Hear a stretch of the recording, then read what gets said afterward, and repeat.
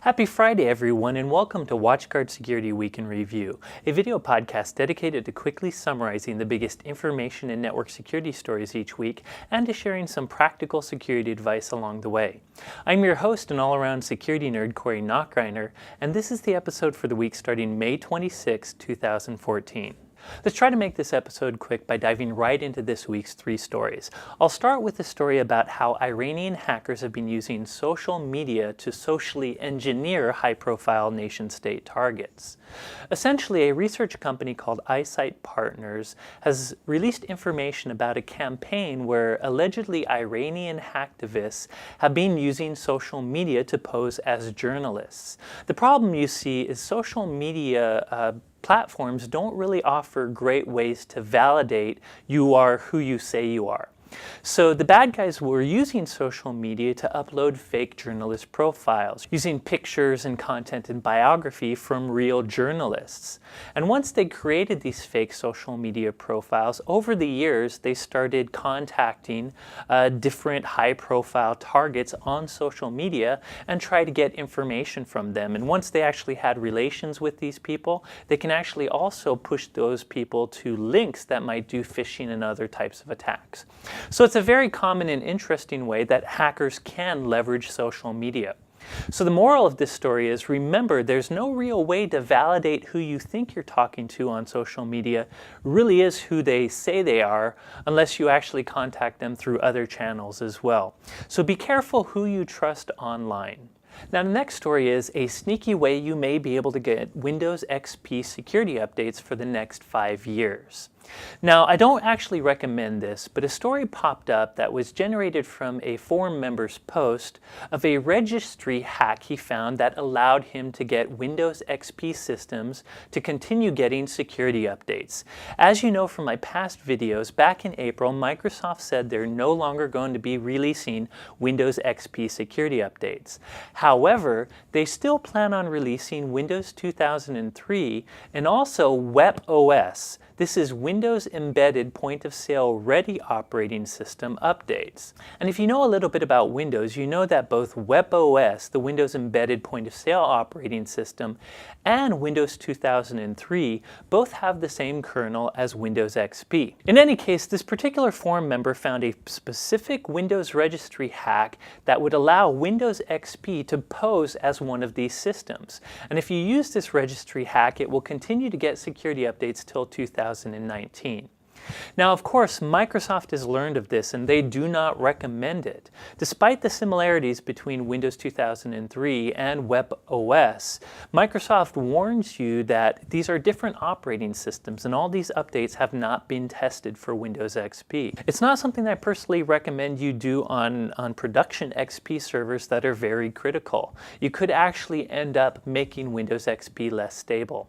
But it's kind of an interesting hack, so I'll post a link to it in the blog post associated with this video where you can actually find the registry entry if you're interested in playing with it. The final and probably biggest story this week is news of a big iPhone ransom attack.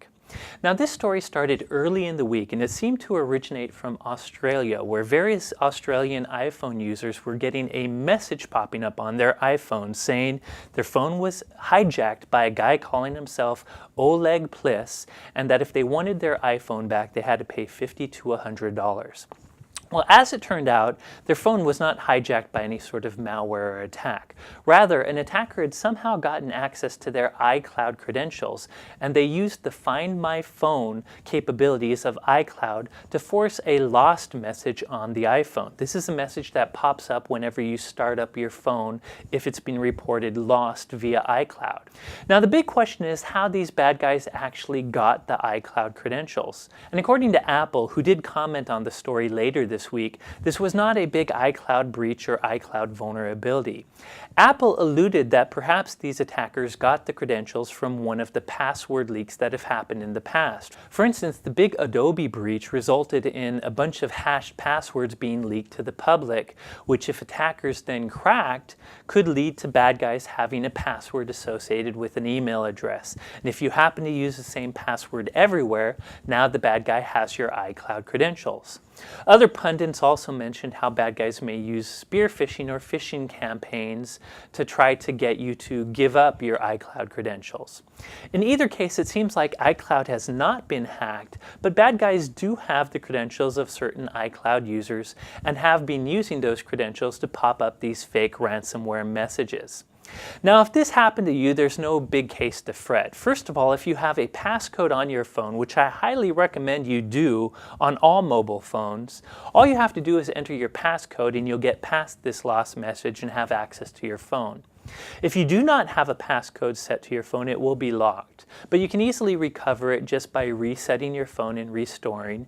You can also contact Apple to get your iCloud information back. And as it turns out, it doesn't look like this was a serious attack. The Oleg Pliss name is actually the name of some Oracle developer, and the email address used in this particular message isn't even attached to a real PayPal account.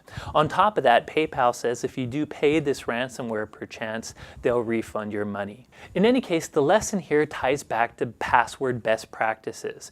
Do not use the same password everywhere.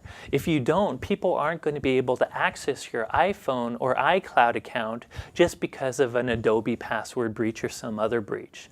On top of that, be sure to set a password on your mobile phone. I know a lot of people don't like the hassle of entering it every time they want to use your mobile phone, but if you're concerned about the data on your phone, you need to set a passcode.